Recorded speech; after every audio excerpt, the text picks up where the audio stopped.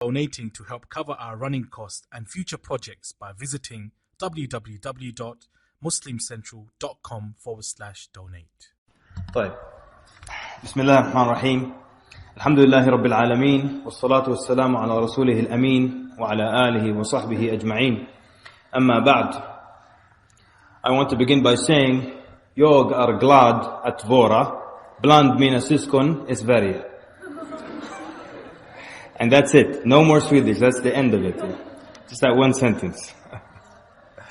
Okay.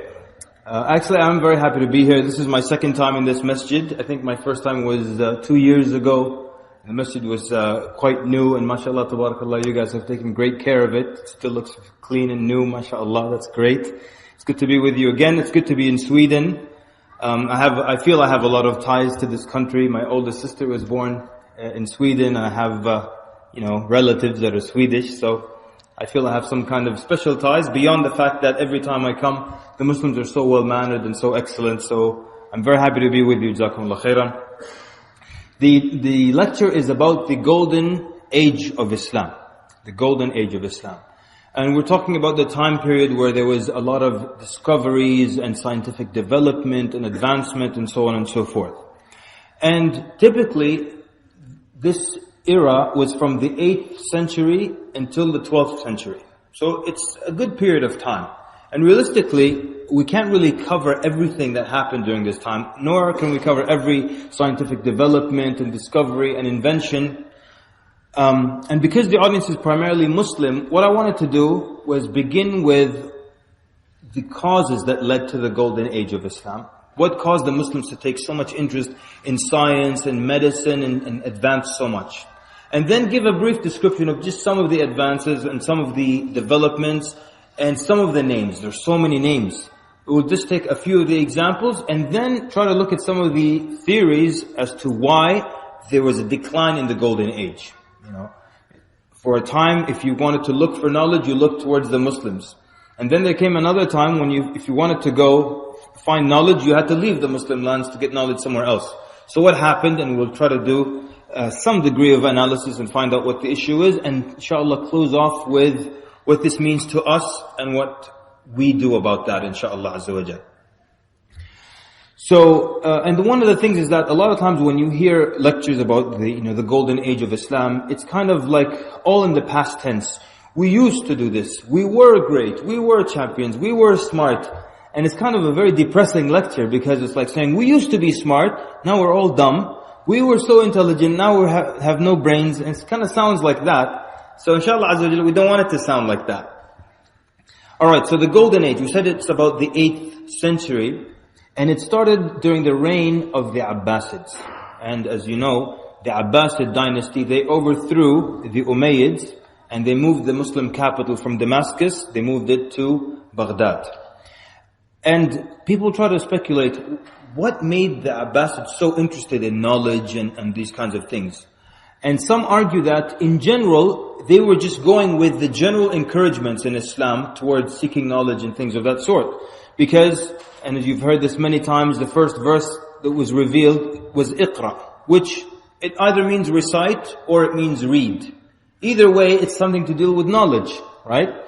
And from the importance of knowledge is that the Prophet ﷺ, after the Battle of Badr, the captives from amongst the Meccans, one of the ways they can set themselves free, if they knew how to read and write, was to teach 10 Muslims how to read and write, and by that they can get their freedom. By the way, just so you know the importance and the greatness of this, before Islam, there were only 2 options if you were captured in war. Before Islam, you're either enslaved for the rest of your life or you're killed. These were the only 2 options. So Islam added many other options, and amongst them are unconditional release. Like the old man after Badr, Prophet just let him go. He said, I have 2 daughters and I don't have any money to pay my ransom, so the Prophet let him go. Unconditional release. Or it can be, the condition would be teaching someone. And it shows you the value the Prophet ﷺ gave to writing and to reading. So the Abbasids were just going with this general encouragement that we had. And the general statements that encourage seeking knowledge, seek knowledge from the cradle to the grave, that the blood of, the ink of scholars is more valuable than the blood of martyrs. They're just sayings that encourage education and learning and reading. Imam Ahmad ibn Hanbal, rahimahullah, used to always walk around with his pen and his ink bottle, right?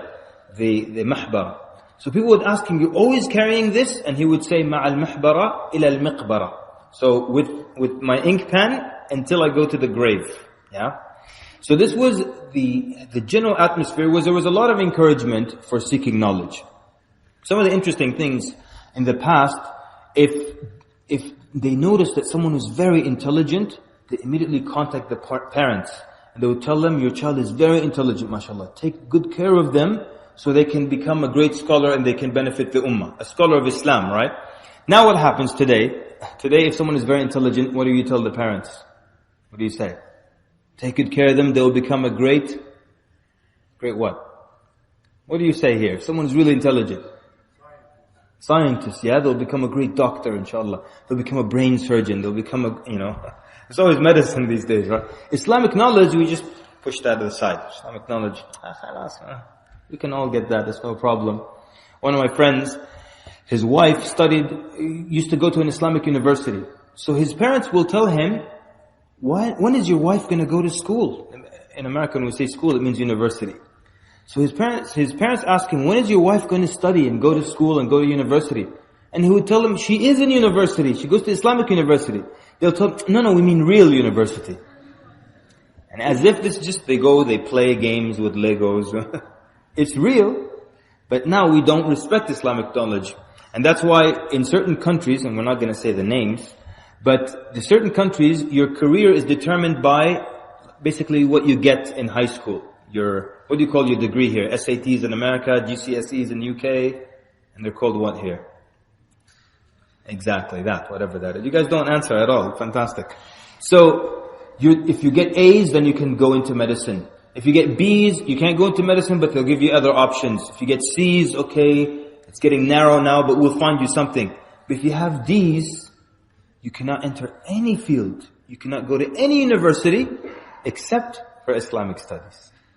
So they would actually find, if I can say this, the dumbest people in the population and make them the imams, and they give them this important position because we don't give much attention anyways to Islamic knowledge. Just an interesting fact, in the old days, when someone was studying religion, they had to study mathematics as well. And they had to study astronomy as well. Why did they have to study mathematics? Anyone? If you're going to become an imam, why do you need math? There's something with math in it.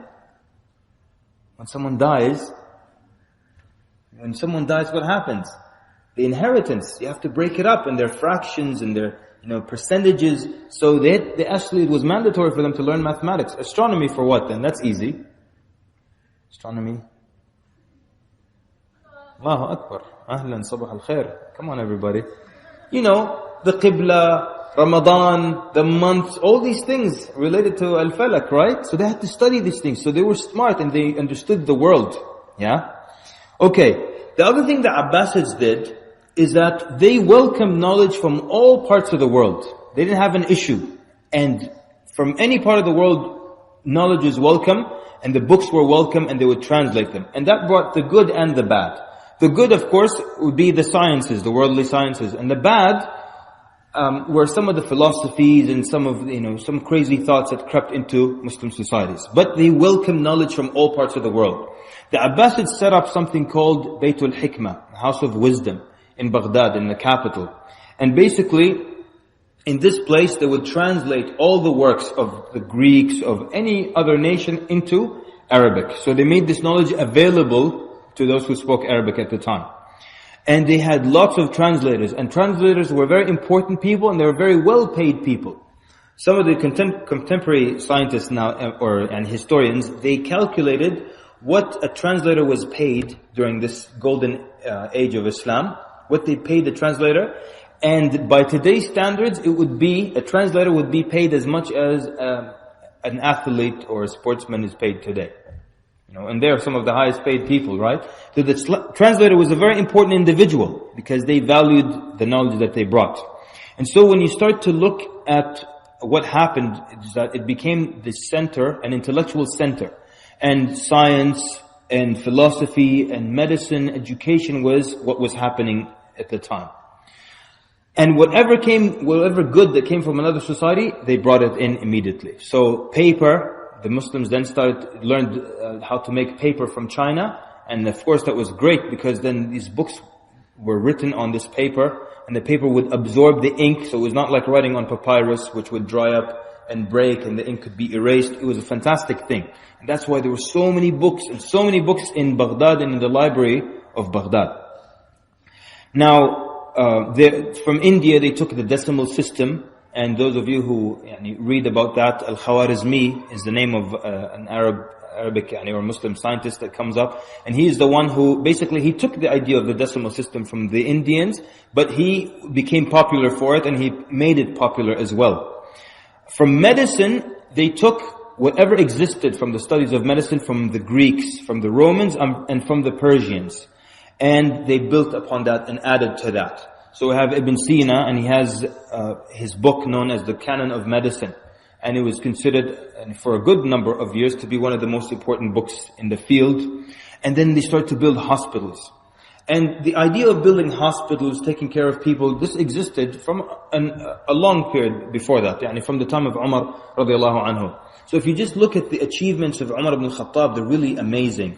And the things that he thought of were just incredible. When they're building roads, they try to take the road that has the fewer mountains and hilltops, so you can get a nice and straight road. He made a certain fixed weight for the gold coin, because people would just mint these coins, and one is heavier than the other, so he made a fixed weight. All kinds of creative things. He made, what is known as a dhira' al-umari. So a dhira' is an arm's length, and it's not a very accurate measurement. If I tell you, make it 4 arms length, I told you, make me a bed, brother, make it 4 arms length, and then it's a tall Somali brother, so his bed is like 7 arms lengths for me, right? So what is an arm's length then? So Umar radiallahu anhu made a fixed measurement for that. All kinds of creative things. Now I want you to notice when they would set up, we're back in the reign of Umar ibn Khattab radiallahu anhu. When they would set up a new city, this is how they would plan out and design this city. A man would stand in the middle of the area where they're going to have the new city, and he would shoot arrows in different directions. And arrows will go a long distance, but more or less they'll fall in the same distance from each other. The center where he shot the arrows from, that will be the middle of the city. Remember, they're building a new city now. So the center where he was standing will become the center of this city. And what do you think they'll build in the middle there? What do you think? Take a guess. What will they build in the middle of a city, of a new city? This is an Islamic city now. There you go. Ahsan, jazakallah khair. They'll build the mosque in the center. And so the Islamic city was centered around the masjid. Now what happens with these modern cities, when you go, all the roads lead to downtown. From all over the cities telling you downtown. When you get downtown, what is there? Okay, either shopping malls, or what they call the central business district. All these buildings, all the offices are downtown. Or sometimes all the roads lead to downtown, and they all meet at a place where there is some statue or some monument to some president or some founder. But the middle of the Islamic city was the mosque. And from there everything happened. It was the center, the mosque. Now, then at the time of Umar as well, they started to build hospitals. And they came up with a very interesting way of deciding where to put the hospital. So they would take pieces of meat, raw meat, and they would put it in different parts of the city. And then every day they check on them. And the last one to go bad, to rot, is where they build the hospital. And it's clever because, as you know, the speed through which a piece of meat will rot will depend on humidity, will depend on the kind of air, is it dry air or not, the amount of sunlight. So the place where it rots the last, they'll consider it to be the best place for the hospital, and they will build hospitals there. It's very clever. Now, the Abbasids, going back to the Golden Age, they used to have hospitals, and the hospitals used to close at night. So then they passed a law that the hospitals will stay open 24 hours, never closing. This was in the 10th century. And that they made another rule that no one will be turned away from the hospital if they had no money. And this is exactly what happens in an Islamic state. The Islamic state takes care of everybody. And many of us, we still don't understand what an Islamic state looks like. We just think if you live in an Islamic state, it's scary. People with swords are walking around the street, And the Sharia is scary. And right now, if I say Sharia, even though this masjid is full of Muslims, when I say Sharia, the first thing you think about is what? A hand being cut and crawling away. Is that the Sharia? There's more to the Sharia than that. What about all the justice system in the Sharia? How there'll be no corruption from public officials, there's going to be no bribery, how the orphans will be taken care of, how the widows will be taken care of, how there'll be no poor people, it'll be so just. That's all part of the Sharia. But unfortunately, when people market the Sharia, they only market it in a scary way. Yeah, and actually, about 2 years ago, a Muslim president, he said on television, yes, we're going to bring the Sharia, we're going to cut off hands, and we're going to cut off feet. How inviting is that? Is this the best you could do? This is how you're selling the Sharia to me? You know something? Islam is like a wonderful, beautiful palace. And this palace, the border, the fence around it is scary. Maybe it's razor wire. Maybe there's an electric fence or a moat with alligators in it. But do I judge the beauty of the palace just from how scary the fence or the border is? And you don't, right? So Islam is beautiful and the boundaries of Allah are scary and they're designed to be scary. But is that all there is in Islam? Cutting off of hands and feet? Islamic State, you see a guy, salam my hand. How are you doing? Everyone has cut off hands and feet and there's no mercy. That's not it. I always tell people in a democracy, in America for example, we have a democracy and we have capital punishment in the democracy. We have the electric chair, we have the gas chamber, we have lethal injection. You know, you go, they tie you up, they put a lethal chemical in your body and it kills you. They put you in a room full of a poisonous gas, you breathe it and you die. That's how they kill you in America. One of the 3 ways they kill you. But did you ever hear any American president selling democracy by telling you about how they're going to kill people? Impossible. So what is that? The Muslim president come and say, we're going to cut off hands, we're going to bring democracy. That's like the American president coming and saying, we're going to bring democracy, we're going to cut off hands. That was me doing Obama. We're going to put people in the gas chamber. And after that, anyways, so unfortunately that's how we market the Sharia, right? So hospitals that were open 24 hours a day and no one was turned away if they didn't have money. And then they put together awqaf or waqf, which is like a charitable foundations to fund hospitals, to fund schools. They used to take care of people like that. Students of knowledge were paid for by the government to study. Teachers were paid. And even if a sheikh just sits in the masjid and he teaches all day, the government will give him a salary so he can keep teaching. Because they viewed that as part of building the ummah, building the society. And they even had mental institutions. It's not like, you know, you have a society where if someone's crazy, they're just walking around the street, hitting people. They made mental institutions for them. And they were not even afraid to give high positions to people who were non-Muslim. So there were Jews that had high positions, meaning in educational systems, and Christians that would have high positions. The whole point was about knowledge and spreading knowledge. Books were being translated, people were reading, people were studying, and people were understanding. Then you have, of course, certain specific individuals and characters that stood out, and there are many of them, but just some of the few we're going to look at. One of them was Ibn al-Haytham.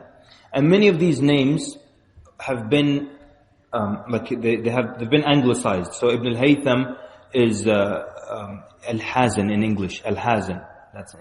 Just like many names are given an English version, an anglicized version. So Ibn al-Haytham is known as Al-Hazan. I'll tell you something interesting, by the way. If you want to know the Muslim contribution to technology, to science, to the world, you have to kind of dig hard to a degree. And it should be, common and accessible knowledge to people, what the Muslims did for the world as far as sciences were concerned. But for the most part, you find there just a few books here and there about Muslim contribution to the world. And one of the reasons behind that, this is just an interesting point, one of the reasons behind that is actually the Crusades. When the Crusades took place, there became this animosity between the West, or the Westerners, and the Muslims. So when Western scientists started to take from Muslim scientists, they didn't give them credit. They didn't say we took this from them or I borrowed this from this scientist, because there was this animosity, so I don't have to give them credit. These were people who were fighting us, and that's one of the reasons why many people in the West don't acknowledge all the good and all the great things that Muslim scientists had done in the past. And one of the contemporary scholars, historians, he did a study, and he found like some of the early and famous Western scientists stole things, copied them word for word from the Muslim counterpart. Word for word copied his work. Imagine someone gets a book and just copies it, translates it into his language. He says, these are my discoveries. Not giving him any credit. Why? Because we were fighting with them a few years ago. Who cares? I'm not going to give him credit. That's one of the reasons. So Ibn al-Haytham, he has a very popular book known as the Book of Optics. Kitab al-Manadhir. It's a book of optics. And he was, until now people not recognize his contributions to the scientific method. The scientific method. So if you want to prove something true or something false, what is the scientific method that you go through? And beyond just giving logical arguments, he actually developed experiments to prove or disprove something. So during his time, there were certain theories concerning vision. People didn't know how your eyes saw things. So they had one known as the emission theory and the intromission theory. The emission theory said that light shot out of your eyes. Light rays shot out of your eyes, and they reached an object, and that's why you can see things. You can see things in this room now because light comes out of your eye and it hits things, and that's why you can see them. That's the emission theory. And the intromission theory said that particles from the object go off the object and enter into the eye, and that's how you're able to see things. And these theories were supported by known Greek writers and thinkers like Ptolemy and Aristotle and so on. And some of them believed that the Greek goddess of light, of fire, she actually lit a fire in the human eye, and that's how people see. Now you can understand how if you're a muwahhid and you're a believing Muslim, and someone tells you, the Greek goddess of light, she lit a fire in the human eye, and like, you know what? This is garbage. Okay, I know for sure that there's no goddess of fire, so I have to come up with my own theory.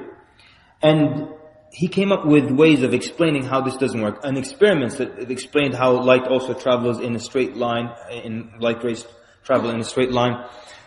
He argued that, for example, it's impossible that light shoots out of my eye to reach the object. Because he argued, if I put an object in a dark room, and I go stand outside, can I see it? No. So, if light is shooting out of my eye, I should be able to see it, correct? Just like if my eyes were like flashlights. Flashlights? How do you say flashlight in Swedish? Say it again. Fik lampa. Fik lampa. So if your eyes were like, I learned Rota yesterday, so alhamdulillah, so, learning some intellectual. So if your eyes were like a fik lampa, then you could actually be in the light and point to something in the dark, look at something in the dark, and you can see it because light is coming out of your eyes. But you can't see something if it's in the dark. That means light, even if you're in the light, and something's in the dark, you can't see it. That means no light is shooting out of your eye. He also gave another argument that was very logical. He said it would be impossible to look up at the stars, open your eyes and see the stars immediately. You understand the argument? Because if light goes from your eye and that's how you see an object, how would you see the stars? And even back then, people knew that stars were very, very far away. Now we know that they're, light years away. Millions of light years away. So he argued, how would you see a star? Everybody with me?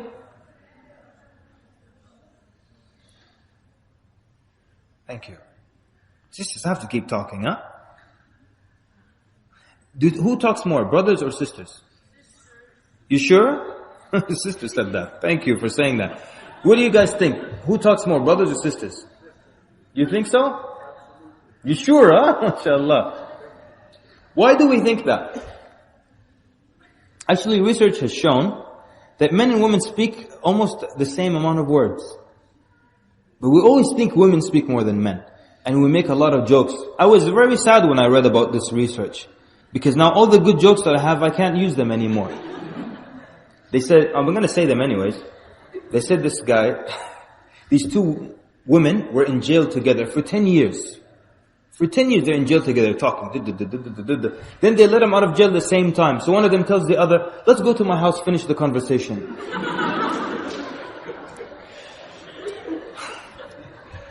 This guy was sitting reading the newspaper. The phone rang. So his wife answered and she started talking for 1 hour. After 1 hour she put the phone down. Her husband asked her, who was that? She said it was the wrong number.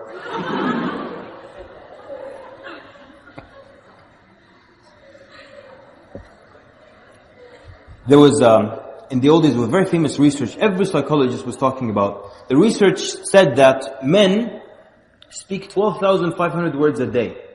And women speak 24,500 words a day. And this research was good news for us men. But then guess what? They discovered that this research, even though many books over the years were quoting it, was actually not true. There is no such research. And the research that was conducted at the university level shows that men and women speak an equal number of words actually. Yeah.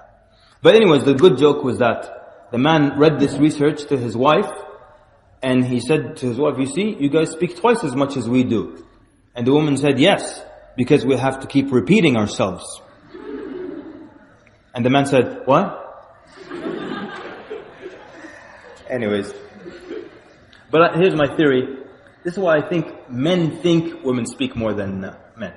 Because if you look at brothers when they're out having kebab and talking to each other, they don't stop for 1 minute. Brothers don't stop talking. Pay attention to it next time. They don't stop for a minute. But we think women speak a lot, especially the married brothers. Where are the married brothers? You don't even want to be known today. So the married brothers, we think women speak a lot because you're not interested in what your wife has to say. That's why. So wife is just talking, and you just, You know what we do for women? Sisters, let me tell you something. This is what your husband does to you, or your future husband will do to you, yeah? While you're talking, he doesn't listen. I now don't listen to my wife either. What we do is we give you a spaced out variety of different sounds to make you think we're listening to you. So my wife is talking, I'm like,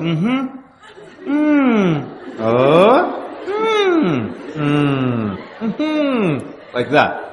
But of course the woman is smart. After a while she notices, she says, are you listening to me? So the man says, yes. So what happens? I know we're going off topic here big time, but and the woman says, were you listening to me? The man says, yes. She says, what did I say? Now let me tell you a secret, sisters. All men, they have in their brain a recording device that records the last 20 seconds of conversation. So when you stop and you tell him, were you listening to me? What did I say? He rewinds. He tells you, well, you said Sister Fatima shouldn't have said that about Sister Aisha's hijab. So, yes, anyways. And so I was saying that the woman continues.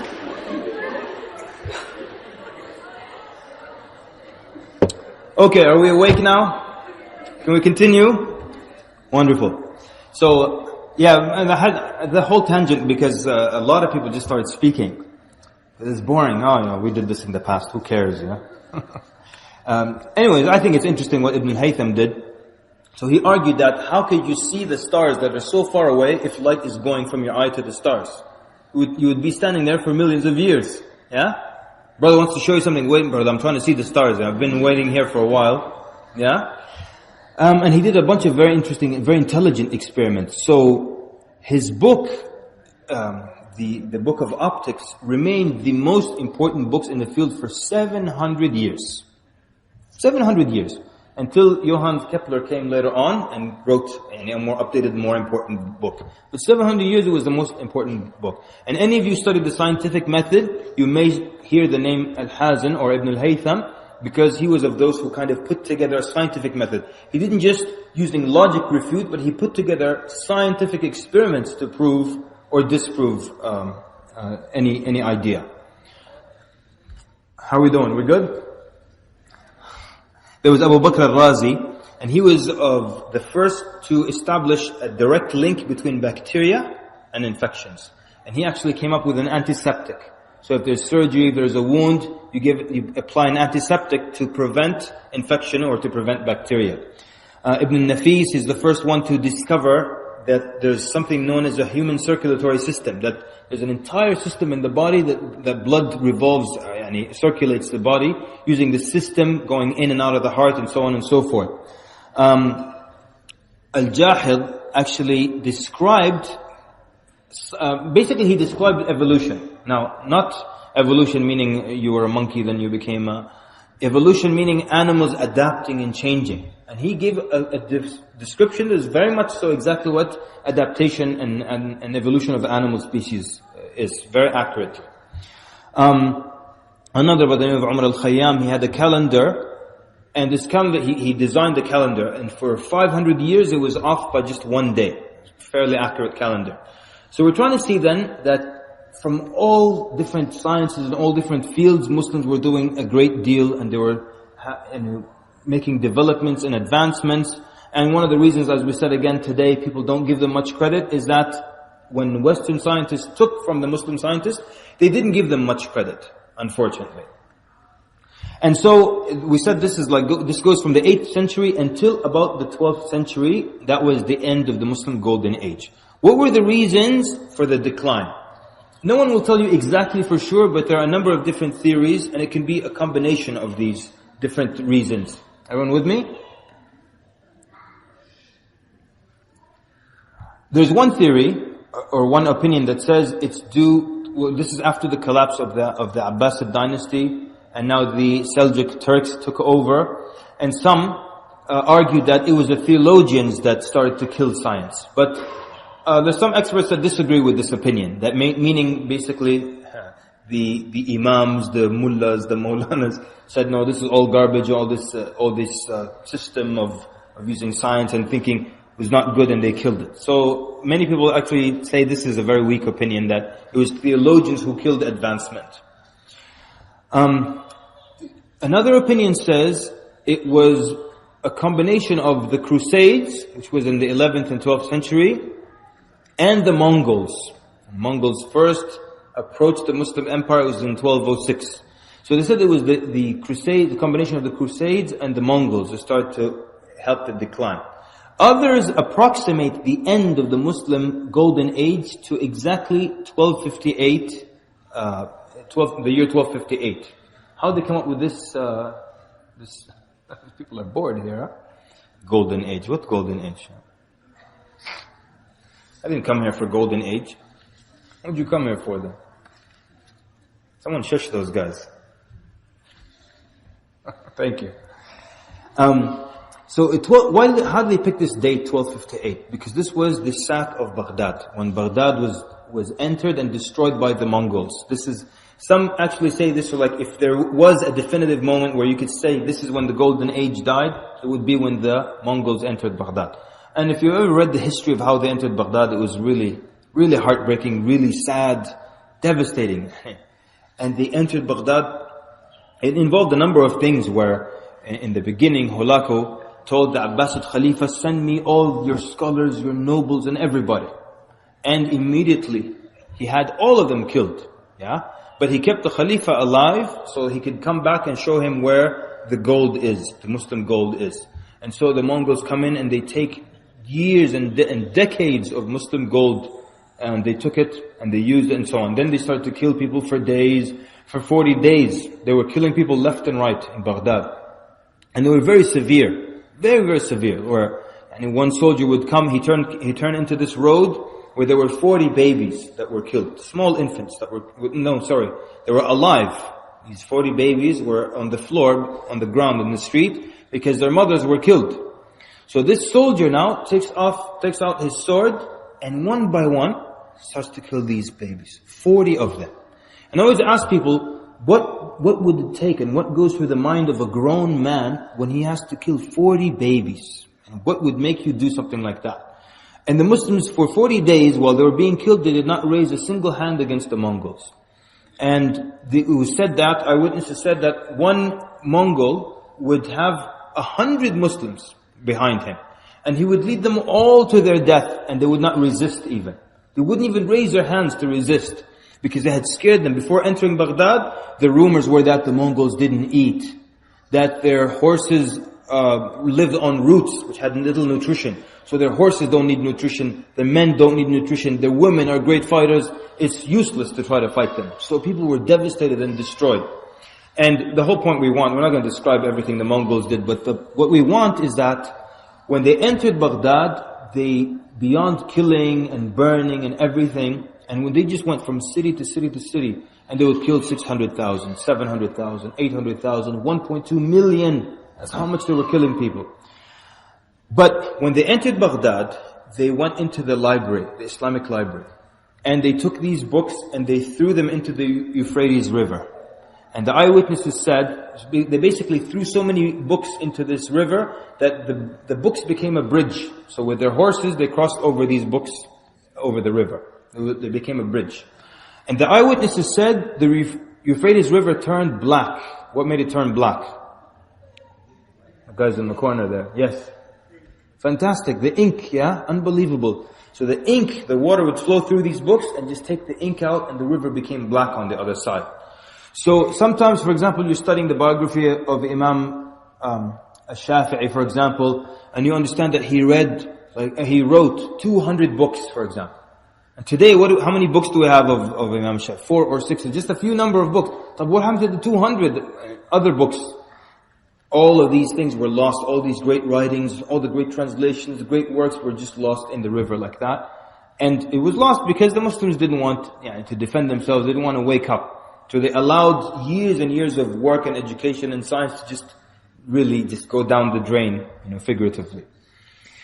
And so that's why many people pinpoint 1258 when they entered Baghdad specifically as like, if there's ever a point that can mark the decline of the golden era, it was that point specifically. Now others say, so now we've got the first opinion, which was quite weak, that's the religious people who killed science, and this is a weak opinion. The second was that it was a combination of the Crusades, and the third, the Mongols.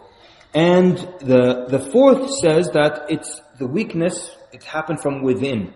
So the Abbasid dynasty began to collapse, and little groups began to sprout up here and there. And I know we think it's a good thing when you break up and make your own group, but if we only had better wisdom, we'd see that there is more benefit in the ummah being together. So when the dynasty started to break off into little groups, and there were many of these groups all over the place, it started to become weak. It started to get weakened. And these splits, and some even say these splits coupled with the decline of Orthodox Islam, which is like mainstream Islam, started to decline, and from there on everything else started to decline. And then we come to the final opinion, which is what a lot of the scholars say. The scholars say, for our ummah, Allah subhanahu wa ta'ala linked our success, our financial success and everything else to our deen, to our religion. So our financial success, the well-being and the state of the ummah and everything is linked to our deen. If we're in a good situation deen-wise, we'll be in a good situation dunya-wise. If we try to sell our deen and compromise the deen for the sake of getting the dunya, then Allah subhanahu wa ta'ala is going to abase us and we're going to be humiliated. And this is one of the opinion. And a number of ayat in the Quran show something to the same effect, right? A link between getting blessings and barakat from Allah subhanahu wa ta'ala and how you are religiously, internally. A huge link. And that's why Umar ibn Khattab radiallahu anhu, during his khilafah, he would have his generals send him a journal of the spiritual condition of his soldiers. The spiritual condition. Because he knew that the iman of the soldiers was the main tool and the main weapon and the main cause of victory. It's not about numbers specifically or just about technique, but it was about that. So when a decline started to happen religiously, then they start to lose the dunya, start to lose science, and start to lose ilm, and then start to get to a point where they became humiliated. Allah subhanahu wa ta'ala says in the Quran, وَلَوْ أَنَّ أَهْلَ الْقُرَىٰ آمَنُوا وَاتَّقَوْا لَفَتَحْنَا عَلَيْهِمْ بَرَكَاتٍ مِّنَ السَّمَاءِ وَالْأَرْضِ. Yeah? And if the people of the village believed, believed, and had taqwa, وَاتَّقَوْا لَفَتَحْنَا عَلَيْهِمْ, we would have opened for them from the blessings of the heavens and the earth. Believe, have taqwa, have iman on Allah Azza wa Jal. And He'll give you from the blessings of this dunya, from the blessings of the heavens and the blessings of the earth. But they belied the messengers, and so they were taken with this punishment. Likewise, in another verse, Allah subhanahu wa ta'ala talks about إِنَّ اللَّهَ لَا يُغَيِّرُ مَا بِقَوْمٍ حَتَّى يُغَيِّرُوا مَا بِأَنفُسِهِمْ. And this verse is saying Allah does not change the condition or the situation of a people until they change what's in their heart. Now, if you look at the tafsir of this verse, it's actually speaking about when you're in a good situation. Allah won't change your good situation to a bad one until you internally change to become bad as well. Now, the scholars also say the opposite is also true. Yani, they're saying you can reverse the verse and it would be correct. Meaning, if you're in a bad situation as well, you want it to improve to become a better situation, you actually have to improve here, religiously. And your situation will improve. That's why, if you want to go back to the Mongols, when Shaykh al-Islam ibn Taymiyyah, rahimahullah, when he resisted the Mongols, one of the first things he did, he first sat down and started to teach the people religion. Because you're at a bad religious state, how is Allah going to give you victory? So first he taught them, then he took them to fight against the Mongols. And that was the mentality, that was the understanding. And so, as we said, Allah subhanahu wa ta'ala linked our success in the dunya to our deen. If you examine, for example, the most cash-rich area in the world, where is it? The most cash-rich area. America is not cash-rich, it's all credited. So cash, where? Where is it? It's the Middle East, Ahsan. It's the Middle East, the most cash-rich area in the world. So it's not Muslims today. What's the problem with Muslims today? Oh, there's no money. No, there's a lot of money. So that's not the problem then. There's money. Oh, Muslims are just not smart. Are you kidding me? Very smart. And I don't know about Sweden, but in America, okay, and don't put this on YouTube, yeah? But in America, all the smart and the brilliant scientists, they're from Pakistan, from India, from Iraq, from all these places. They're all Muslims. NASA, loaded with Muslim scientists.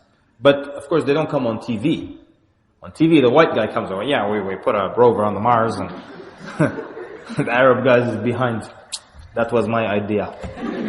You know?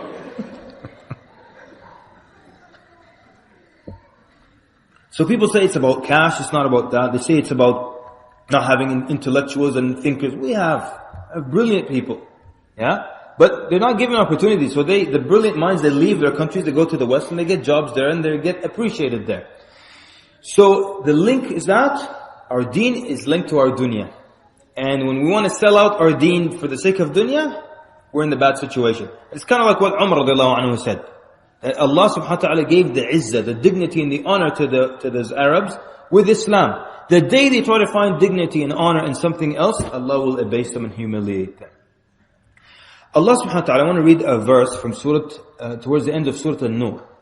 And in this surah, Allah subhanahu wa ta'ala is giving a promise.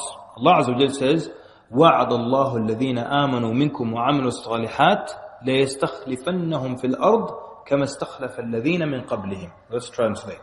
وَعَدَ اللَّهُ الَّذِينَ آمَنُوا مِنْكُمْ. Allah makes this wa'ad. Wa'ad, the scholars say, a wa'ad is a promise with a stipulation. You understand? Meaning, I will give you this, if there's an if. So a wa'ad is a promise of good. A promise of good, not just any promise. I will beat you, and that's not a wa'ad now, that's a threat. So it's a promise of good, and it has a stipulation with it. So Allah subhanahu wa ta'ala gives this wa'ad. وَعَدَ اللَّهُ الَّذِينَ آمَنُوا مِنْكُمْ وَعَمِلُوا الصَّالِحَاتِ. Those who believe from amongst you and do the good deeds. Not just those who believe. You believe and you do the good deeds, and that's the idea. We don't have people walking around saying, oh, I believe. One time I saw this Muslim, he was drunk and stoned. He was saying, I'm drunk and I'm stoned, but I believe. I said, really? So does Iblis. Is that Iblis knows there's a God, right? Iblis knows there's Allah. Didn't he speak to Allah? It's not enough to know there's a God. It's about action. Yeah? So it's not enough to say, we believe. So here, Allah promised those who believe amongst you and they do the righteous deeds, لَيَسْتَخْلِفَنَّهُمْ فِي الْأَرْضِ. يَسْتَخْلِفَهُمْ فِي الْأَرْضِ means He gives them like the sovereignty of the earth. They will be in charge of the earth. كَمَا اسْتَخْلَفَ الَّذِينَ مِنْ قَبْلِهِمْ, as He gave it to those before. Some scholars say those who had control of the earth before, meaning some of the prophets of Allah who had great control on earth. Yeah? كَمَا اسْتَخْلَفَ الَّذِينَ مِنْ قَبْلِهِمْ وَلِيُمَكِّنَنَّ لَهُمْ دِينَهُمُ الَّذِي ارْتَضَى لَهُمْ. And Allah will not only put them in charge of the earth, but He will give tamkeen to their deen. Meaning He will keep their religion strong and firm. It's not just that you're in charge of the earth, but just weak. In charge of the earth and make your religion strong on earth. Yeah? وَلِيُبَدِّلَنَّهُمْ مِنْ بَعْدِ خَوْفِهِمْ أَمْنًا. And He will replace their state of fear with a state of security. This is not an excellent thing. You're in charge of the earth, your religion is firm on earth, and the state of fear that you used to live in, it's gone now. And you live in a state of aman and security and amn. And there's no fear now. Then Allah subhanahu wa ta'ala gives the stipulation. This is what you have to do to get all these fantastic things. Allah Azza wa Jal says, يَعْبُدُونَنِي لَا يُشْرِكُونَ بِي شَيْئًا. يَعْبُدُونَنِي لَا يُشْرِكُونَ بِي شَيْئًا. They worship me and they do not worship anything along with me.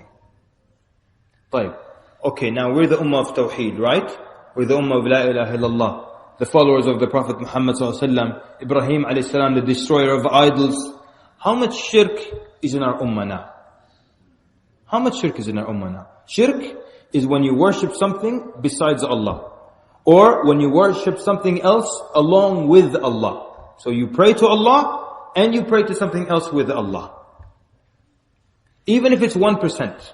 Allah Azza wa Jalla says in a hadith Qudsi, أَنَا أَغْنَى الشُّرَكَاءَ عَنِ الشِّرْكِ. I am in need of partners in the least. Whoever worships me and something else with me, even if you worship Allah 99%, and you give 1% of worship to something else, Allah will take the 99 to Him and give it all to that thing. Because Allah is not in need of partners in the least. And this is the worst and biggest sin in Islam. And we're the ummah of Tawheed that fights against shirk. How much shirk is in the Muslim lands now? And I'm talking about blatant shirk. Like graves where people go and call upon dead people and make tawaf around dead people. All these kinds of... How much shirk is in the ummah now? How many thousands of graves? And I don't want to say names of Muslim countries. Yeah? But in one Muslim country, they calculated 5,000 graves that are worshipped, where people visit a lot and make dua to and so on. Yeah? And in one other country, 3,000. In this place, this many thousand. So much shirk in the ummah. And this is just one type of shirk, the blatant one, where you go to a grave and there's a masjid with a grave in it, all these kinds of things. How about all the other types of shirk, where you, instead of relying on Allah, you're relying on a folded piece of paper that has drawings and stars inside it, strange words in it. You're relying on this weird thing, boiled egg that you have to hide under something. All these kinds of weird things. And your heart is attached to these things. These tama'im, amulets, yeah? The Prophet ﷺ said, "Man ta'allaqa tamimatan faqad ashrak." Whoever hangs an amulet, he's committed shirk. I'm hanging this thing to protect me, to defend me. And this man was telling me once, we said this in a lecture, and this older man came, and he said, "Why are you saying these things are bad? These things are good. These things that you hang around your neck, they protect you." And he told me a story about how his cousin, escaped from, a war zone through a border, and he was traveling in the depth of night, and he could hear the soldiers, and the enemy soldiers, and he was trying to escape, yeah? And he could hear them, and as he walked closer to them, he could hear their voices getting closer and closer. It was pitch dark, they can't see each other. And the man told me, as he got closer and closer, he kept squeezing this thing harder and harder and harder until he made it through. So he says, why do you say these things are bad? This thing saved him. And I told him, that's exactly what we're saying. You said this thing saved him, but it was Allah who saved him. Allah saved this man, and tell me this little folded piece of paper saved him. If these folded pieces of paper protected you, what's the argument? Why would they protect you? They tell you, well, they have Quran in them. That's why they protect you. Really? Open them up. I used to have, some of those that were opened up, and I would take them around and show them to students. They don't have Quran in them. They have half a verse, and they have stars and jinn language and all kinds of weird things. I've never opened one that had Quran in it. And if it had Quran in it, you still have a problem. You're going to go into the bathroom with it? You can't take Quran to the bathroom. Well, then I'll take it off. Okay, well, you take it off, who is going to protect you while you're in the bathroom? Allah. Well, then why do you need it outside of the bathroom? Okay, if one verse is going to protect you, why don't you just hold the whole mushaf and walk around? How about that? So this is what the Quran has come to now, where you buy a little Quran so you can put it in the glove compartment in your car so you'll be safe, no accident, inshallah. Have little Quran under the baby's head. We were just talking about that. You know how there's this little microscopic Quran, and then when you have a newborn, you take it, you put it under the baby's pillow to protect the baby. Yeah? Does it protect babies? Okay, here, if you want, let's say maybe you go to a family, and they just had a newborn baby, and you found they had a small Quran under the baby's pillow. So you want a quick, when in da'wah you have to be smart, yeah? You want a quick technique to show them that doesn't protect the baby. I'm going to tell you the quick technique.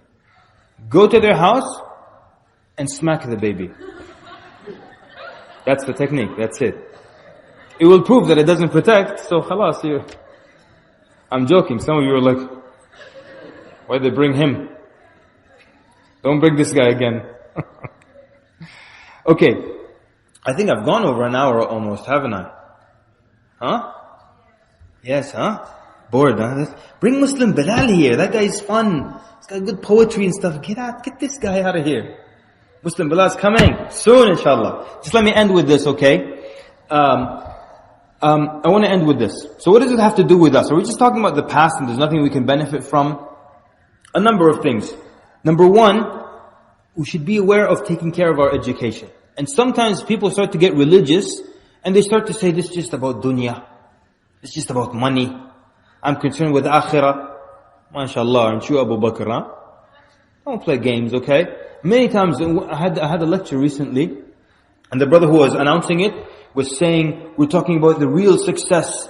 Who cares about grades and dunya and homework? Where is this guy? Is this your excuse for failing? Yeah, brother, I got an F, alhamdulillah. I care about the akhirah. Don't care about no paper. Many times I would meet brothers, where are you going? To the university. To me, they would tell me, all this running around for a piece of paper. Okay, if that's what you think it is. Fine.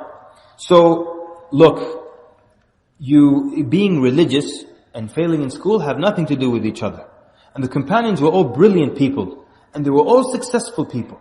And the intelligent Muslim is the one who uses his dunya and translates that and changes it into deen. You can take anything with you to the next life. Can you take your car to the next life? Just like, can you take Swedish crowns to Germany? Yeah, but you just have to convert it into another currency that's acceptable in Germany, right? I can take my car, I can take my farm, my house to the akhirah, but I convert it into ajr, and I can take it with me. That's an acceptable currency, if I can use that term, in the akhirah. So some people, they got their dunya and they use it to get their deen. And others that no, khalas, I divorced the dunya. What are you, 17? You divorced the dunya? And 2 years later, I need to get married, brother. You shouldn't have divorced the dunya, habibi. See, this will help you get married. So, Uthman radiallahu anhu was a millionaire. By our standards, he was a millionaire, multi-millionaire. And he used his deen to buy, طبعا the Prophet ﷺ can do that for you, right? He used his deen to get Jannah. Prophet ﷺ wanted someone to donate to the army of Tabuk. Who will prepare the army of Tabuk and he will get Al-Jannah. So Uthman radiallahu anhu got up and he said, I will give 100 camels. بِأَقْتَابِهَا وَأَحْلَاسِهَا. Meaning, fully loaded, ready to go. With reins, saddles, stirrups, ropes, everything. Not just going to give you camels, you find your own ropes. Ready to go. Full tank, well fed. Then the Prophet ﷺ, because he said, who will get Al-Jannah? So he got it now. And Prophet ﷺ asked again. Uthman radiallahu anhu got up again and gave another 100, fully ready to go. Then he sat down. Then Prophet ﷺ asked again. Then he got up again. Narrations say he got up 7 times. One narration says he got up 10 times. So he used his money to get Jannah.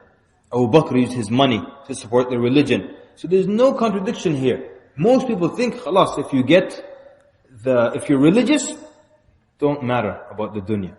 And be a failure and always be broke and smoke is coming out of your pockets. Why?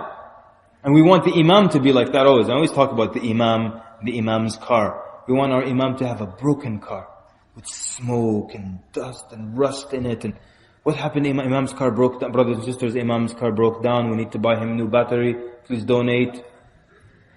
Always. And if imam has a nice car, people get offended. Imam, why do you have a nice car? There was an imam in America, he had a Mercedes. One of the board members came to him. He said, You shouldn't drive a nice car. You should be a role model. I had a broken Ford for 3 years. None of you sold your Porsches to buy a Ford. What kind of role model is this? I just have to live in poverty and you guys have to. Yeah? Anyways, so this strange here, misunderstanding. This is a big disconnect you find amongst Muslims, that if you're religious, khalas, then I shouldn't have wealth, wasn't Abu Bakr wealthy, wasn't Umar wealthy, wasn't Uthman wealthy, Abdurrahman ibn Auf, they were all wealthy. Alright, and my last point, because I've gone too over, and we don't want to keep Muslim Bilal waiting. I know you guys are like, get out of here, we want Muslim Bilal. And guess what? I do too. And so we're saying, in the end I want to say, find your role, find your part. Everyone in here has a talent, everyone has a skill, and every skill can be used to benefit the religion of Allah Azza wa Jal. But nobody, and our ummah is not at a time where we can afford to just sit back and watch. Everyone has to roll up their sleeves and do something. Do not belittle what you can do. Do not belittle your part. Do not say, I'm just a young guy, I'm still in school and what have you. You can do whatever you want to do, okay? You believe in Allah Azza wa Jal, you plan properly, and you want to do something for this ummah. And the least case, if you can't do anything, you're a complete loser, you have no skills, make dua for the ummah. And that's not simple. How many of us here always make dua for the ummah?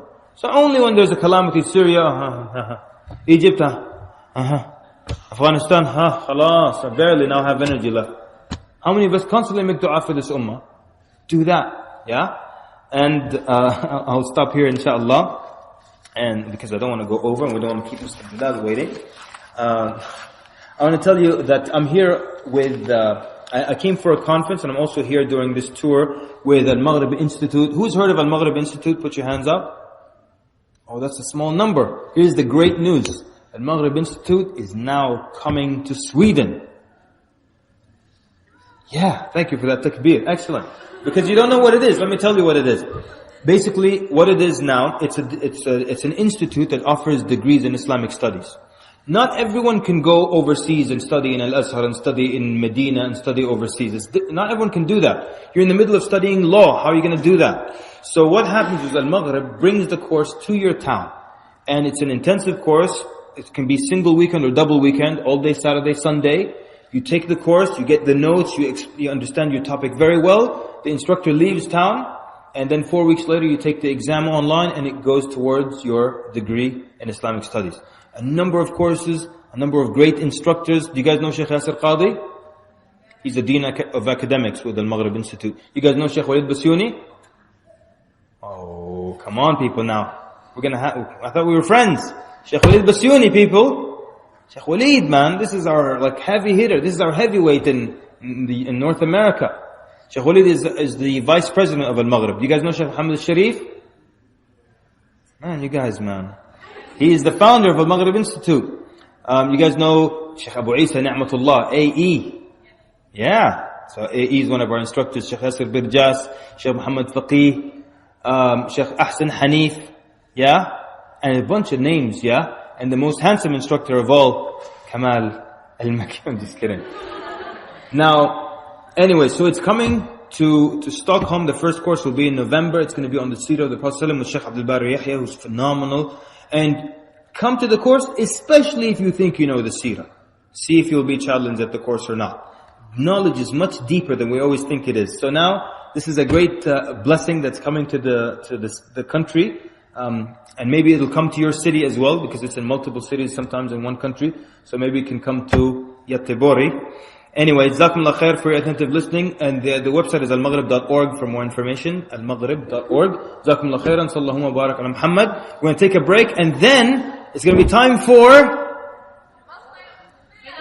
Yes, two sisters are excited. Muslim Bilal. Jazakumullah khairan. Assalamu alaikum wa rahmatullah.